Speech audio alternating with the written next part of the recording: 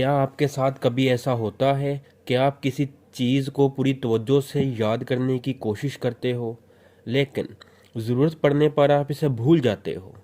क्या आप चाहते हैं कि आपकी ज़हानत कई गुना बढ़ जाए, तो आपकी ये ख्वाहिश चंद मिनटों में दूर होने वाली है। मैं आपको कुछ साइंटिफिक मेथड बताऊंगा, जिससे आपकी मेंटल पावर तो 10 गुना बढ़ ही जाएगी।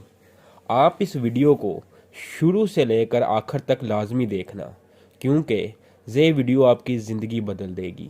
और आगे बढ़ने से पहले अगर आपने मेरे चैनल को सब्सक्राइब नहीं किया तो इसे सब्सक्राइब कर दें। कुछ लोग समझते हैं कि वो जिस इंटेलिजेंस के साथ पैदा होते हैं उनकी इंटेलिजेंस उतनी ही रहती है। तो दोस्तों, ये सिर्फ एक ख्याल है। इंटेलिजेंस और मेमोरी को 100% बढ़ाना मुमकिन है। इसके कुछ तरीके हैं जिसका बहुत से लोगों को नहीं पता होता। सबसे पहले आप अपने दिमाग को सुकून में लाएं। इसमें जो आवाज़ें बुड़ करती रहती हैं इसे बंद कर दें। आप ये नोटिस करना कि हमारे दिमाग में कुछ ना कुछ हर वक्त चलता रहता है। मीन टू से हमारा दिमाग हर वक्त बिजी रहता है। अगर आपको अपनी इंटेलिजेंस पावर को बढ़ाना चाहते हैं तो आपके दिमाग में जो इमेजेस चलते रहते हैं इन्हें रहने दें। बहुत जो आवाज़ें गूंजती रहती हैं इसे ख़त्म कर दें। रोज़ाना इन आवाज़ों को कम करने की कोशिश करें।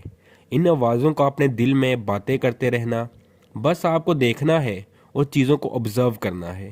6-7 दिन में ये करने के बाद आप महसूस करेंगे कि ये आवाज़ें बिल्कुल बंद हो गई हैं और आपका दिमाग ऑटोमेटिक सुकून महसूस करेगा। आपकी ऑब्जर्वेशन पावर खुद ही बढ़ जाएगी। दिल में बुरबुराने की बजाय हर चीज़ को पूरी तरह समझें। आपकी ऑब्जर्वेशन पावर खुद ही बढ़ जाएगी। दिल में बुरबुराने की बजाय हर चीज़ को पूरी तरह समझें। दोस्तों, एक आइडियल और एक जीनियस स्टूडेंट में बहुत फ़र्क होता है। जीनियस का दिमाग में ये भड़बड़ नहीं चल रही होती। जीनियस का दिमाग हर वक्त पुरस्कून रहता है। जब आपका दिमाग पुरस्कून रहेगा तो ज़्यादा इफ़ेक्टिवली काम करेगा और आपको हर चीज़ जल्द याद हो जाएगी। मैथ की कोई भी इक्वेशन या कोई भी चीज़ हो बहुत जल्द याद हो जाएगी। आपको अंदाज़ा भी नहीं है कि जो तरीका मैंने आपको बताया है, सिर्फ कुछ दिन प्रैक्टिस से आपकी मेंटल पावर बहुत बढ़ जाएगी। आप अपनी मैक्सिमम पोटेंशियल यूज़ कर पाओगे। बस आपको चीज़ों को ऑब्ज़र्व करने की कोशिश करनी है। अगर आप ये भी चाहते हैं कि आपकी मेंटल पावर बढ़ जाए, मीन टू से याद करने की पावर बढ़ जाए, तो आगे गौर से सुनिए। किसी भी चीज़ को हम 5 सेंसेस से याद रख सकते हैं। इन 5 सेंसेस में सबसे पहले विजुअल, यानी किसी भी चीज़ को देखकर याद करने को हम विजुअल लर्निंग कहते हैं। जैसा कि आपने रोड पर एक हैवी बाइक देखी, आपने इसे याद रखा, इसकी इमेज आपके दिमाग में महफूज हो गई। इसका मतलब है कि आपने विजुअल लर्निंग की है। नंबर 2 पर है ऑडिटरी सेंस, मीन किसी भी चीज़ को सुनना। आपको बहुत सारे लोगों की आवाज़ें याद होंगी। इनमें बहुत से लोगों की आवाज़ें ऐसी होती हैं कि जिन्हें आप कभी मिले भी नहीं होते, लेकिन फिर भी इनकी आवाज़ें हमें याद रहती हैं। नंबर 3 पर है olfactory सेंस। आपको अपने इर्द गिर्द बहुत सी चीज़ों की स्मेल आती होगी। आप बगैर देखे बता सकते हैं कि ये किस चीज़ की स्मेल है। जैसे बहुत से परफ्यूम की स्मेल आपको बहुत अच्छी लगती है और वो आपको याद भी रहती है। आप सिर्फ सूंघ कर बता सकते हैं कि ये कौन सी परफ्यूम की स्मेल है। इसे सूंघने की हंस कहते हैं। नंबर 4 पर है टेस्ट। आपके फेवरेट खानों का टेस्ट तो आपको याद ही होगा, इसलिए तो वो खाना आपका फेवरेट है। तो ये है टेस्ट की मेमोरी। नंबर 5 पर है फीलिंग। किसी गर्म तवे पर हाथ रख लिया कैसा लगता है, आपको पता ही होगा। तो किसी भी चीज़ को आप देखते हो, सुनते हो, महसूस करते हो, तो ये चीज़ें एज अ मेमोरी आपके दिमाग में स्टोर हो जाती हैं। फॉर एग्ज़ाम्पल, आपका दिमाग एक कंप्यूटर जैसा है। इसमें बहुत सा डेटा महफूज हो जाता है और आप किसी कंप्यूटर से कम नहीं हो, क्योंकि इंसान ने ही कंप्यूटर को बनाया है। लेकिन हमें ये कंप्यूटर बहुत तेज़ लगता है, लेकिन इससे बहुत ज़्यादा, बल्कि बहुत कई गुना ज़्यादा तेज़ हमारा दिमाग है।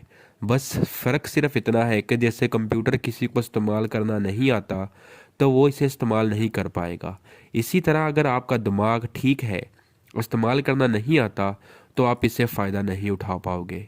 हम गलती ये करते हैं कि हम किसी चीज़ को याद करने की तकनीक्स को इस्तेमाल ही नहीं करते। टिपिकली हम रट्टा मारते हैं। फॉर एग्ज़ाम्पल, हमने कैसे याद करना है तो नॉर्मली हम इसे बार बार बोल कर याद करते हैं, यानी रट्टा लगाते हैं।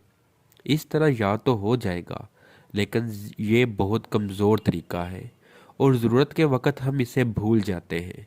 और इस तरह आप ऑडिटरी नर्व्स का इस्तेमाल करते हैं, दूसरी सेंस को इस्तेमाल ही नहीं करते। तो जो हमें 5 सेंसेस मिली हुई है, इनमें से हम सिर्फ एक का इस्तेमाल ही क्यों करते हैं? क्या आपको अंदाज़ा भी है, अगर आप सब सेंसेस को मिलाकर याद करोगे तो वो याद की हुई चीज़ आपको लंबे अरसे तक याद रहेगी और ज़रूरत के वक्त और एग्ज़ाम में भी नहीं भूलेगी। और दोस्तों, हमारे दिमाग को यूनिक चीज़ें बहुत पसंद होती हैं। यूनिक मीन सबसे अलग। अगर आपको कोई चीज़ याद करनी है तो इसका इमेज अपने जहन में बिठा लो। जैसे एक मूवी चल रही है और साथ साथ बोल कर याद करो, और इसके साथ साथ किताब को देखते रहो और कलरफुल मार्कर के साथ हाईलाइट करते रहो। साथ साथ बोल कर पढ़ो, तो मैं आपको गारंटी देता हूँ कि आप ऐसा याद किया हुआ कभी नहीं भूलोगे। आपको पढ़ने में भी मज़ा आएगा।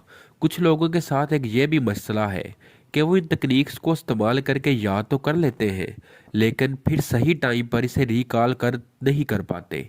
ये आपके स्टेट ऑफ माइंड पर डिपेंड करता है। जैसा कि आपने एग्ज़ाम के लिए किसी चीज़ को अच्छे से याद किया और लिखते भी हैं, और जब एग्ज़ाम आता है तो इसे लिखने लगते हैं तो वो चीज़ आपको भूल जाती है। ऐसा नहीं है कि वो चीज़ आपकी मेमोरी में नहीं है, बल्कि वो आपके दिमाग में ही स्टोर है। लेकिन फिर सही टाइम पर उसे रिकॉल कर पाते हो या नहीं, ये आपके स्टेट ऑफ माइंड पर डिपेंड करता है। एग्ज़ाम के लिए आपने किसी चीज़ को अच्छे से याद किया है और आप लिख लिख कर याद करते हैं, और जब आप एग्ज़ाम में उसे लिखने लगते हो तो वो चीज़ आपको भूल जाती है।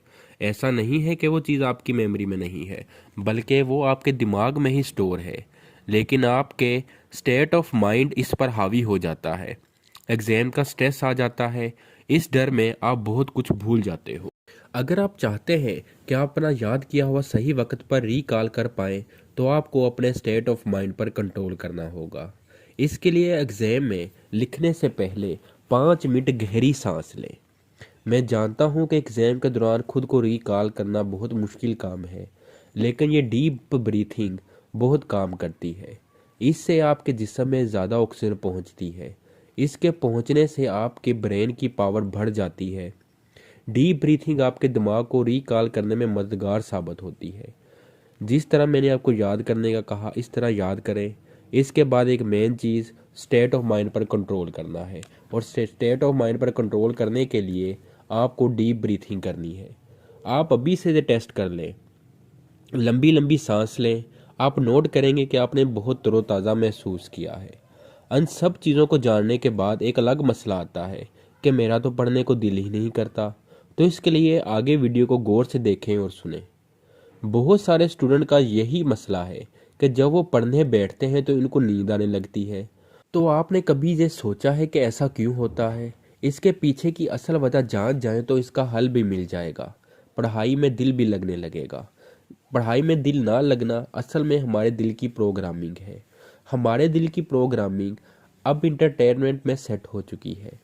इसलिए आप जब भी कोई इंटरटेनमेंट वाला काम करते हैं, फॉर एग्जांपल मूवी देखते हैं, फ्रेंड से बातें करते हैं, मोबाइल इस्तेमाल करते हैं, तो आपको कभी भी नींद नहीं आएगी।